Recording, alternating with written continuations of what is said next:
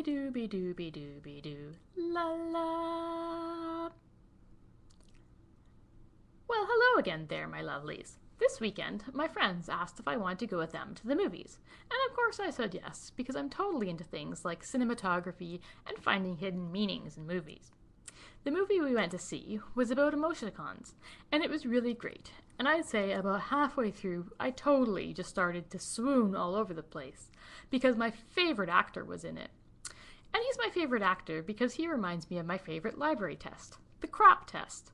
This is a test that lets you check the credibility of resources that you might cite in assignments. This gave me an idea to make a blog about evaluating sources using the CRAAP test.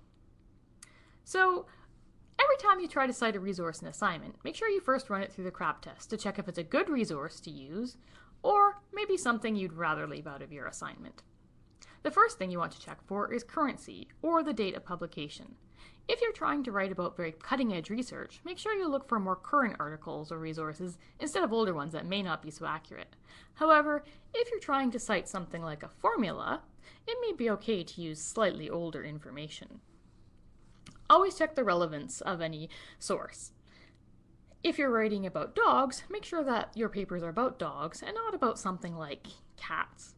Also, make sure that you check how the level of the article. Is it too elementary or too technical for your purposes?